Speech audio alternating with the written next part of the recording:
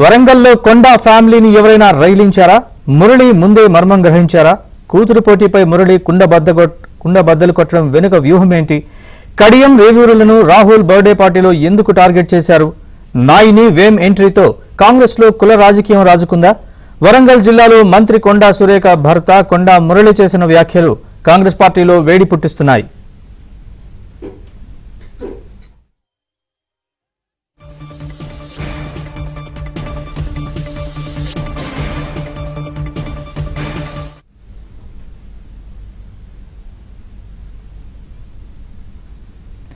ఇక కొండా మురళి వ్యాఖ్యలకు సంబంధించి అలాగే వరంగల్ కాంగ్రెస్ లో ఏం జరుగుతుందనే దానికి సంబంధించిన పూర్తి వివరాలు మా వరంగల్ ప్రతినిధి నవీన్ అడిగి తెలుసుకుందాం.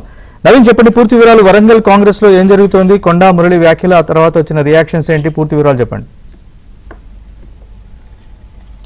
నరేష్, కొండా మురళి చేసినటువంటి వ్యాఖ్యల్లో కొంత ఆయన బాధపడినట్టు, కొంత అసంతృప్తి ఉన్నట్టు మనకు కనిపించింది. నిన్న రాహుల్ గాంధీ జన్మదిన వేడుకల సందర్భంగా ఆయన చేసిన వ్యాఖ్యలు కావచ్చు, ఆ తర్వాత ఆయన ఏబిఎన్కి ఇచ్చినటువంటి ప్రత్యేక ఇంటర్వ్యూలో కూడా కొండా మురళి చాలా స్ఫూర్తిగా స్పష్టంగా ఆయనను ఎవరైతే టార్గెట్ చేసి విమర్శలు చేశారో వాళ్ళ మీద ఖచ్చితమైనటువంటి స్పష్టమైనటువంటి ఆరోపణలు చేశారు. ఎక్కడ కూడా వెనక్కి తగ్గేదే లేదన్నట్టుగానే ఆయన మాటల వ్యవహార శైలి ఉంది. అయితే ఎలక్షన్స్కు ముందు, అసెంబ్లీ ఎలక్షన్స్కు ముందు నుంచి ఎపిసోడ్ చూస్తే కొండా మురళీధర్ రావుకు 2 టికెట్లు ఇస్తామని కాంగ్రెస్ అధిష్టానం హామీ ఇచ్చినట్టు ఆయన చెప్పుకొచ్చారు. కానీ కొండా సురేఖకు మాత్రమే ఇచ్చారు. ఆయన కూతురు ఆశించినటువంటి పరకాల నియోజకవర్గం టికెట్ ఇవ్వలేదు. దీంతో అప్పటి నుంచి కొండా దంపతులు కొంత అసంతృప్తితో ఉన్నారు. ఆ తర్వాత కొండా మురళి పలుమార్లు అడిగినా ఆయనకు ఎమ్మెల్సీ స్థానం కేటాయిస్తాము, ఎమ్మెల్సీ స్థానం ఇస్తామని పలుమార్లు కాంగ్రెస్ నేతలు హామీ ఇచ్చినట్టు ఆయన చెప్పుకొచ్చారు. కానీ ఆ హామీని కూడా ఎక్కడా వాళ్ళు నెరవేర్చలేదు. దీనికి తోడు కొండా సురేఖ మంత్రి పదవి ఇక పోతుంది. ఆమె చేసినటువంటి వ్యాఖ్యలు కావచ్చు, వీటన్నిటినీ కూడా సొంత పార్టీ నేతలే విమర్శలు చేయడం, సొంత పార్టీ నేతలే చాలా చోట్ల చెప్పుకోవడం, మీడియా ప్రతినిధులతో చర్చించుకోవడం, మీడియా చిట్చాట్లో మాట్లాడడం, ఇవన్నీ కూడా అంటే కొండా సురేఖ మంత్రి పదవి పోతుంది, కొండా ఫ్యామిలీ అయిపోయింది ఇక వాళ్ళ పని అనేటువంటిది ప్రచారం చేసినట్టుగా కొండా మురళి చెప్తున్నారు. దీంతో ఆయన సఫర్ అయ్యి ఆయనను ఎవరైతే ప్రచారం చేసి టార్గెట్ చేసినటువంటి నేతలు ఉన్నారో వాళ్ళపైన నేను ఖచ్చితమైనటువంటి విమర్శలు చేశానని ఆయన కుండబద్దలు కొడుతూ చెప్తా ఉన్నారు.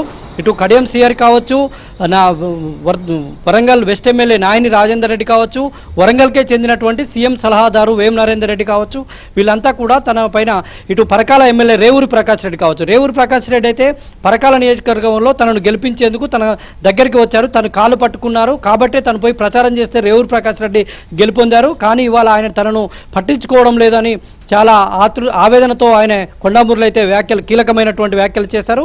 ఇక సీఎం సలహాదారు వేమ్ నరేందర్ రెడ్డి, ఇటు నాయన్ రాజేందర్ రెడ్డి వీళ్ళంతా కూడా కుల రాజకీయాలు చేస్తూ ఉన్నారు. బీసీలను అనగదొక్కేందుకు, ఒక బీసీ మహిళ మంత్రిగా ఉన్నందుకు ఆమెను అనగదొక్కేందుకే వీళ్ళు కుట్రలు చేస్తున్నారు అనేటువంటి ఆరోపణలు కూడా ఆయన చేశారు.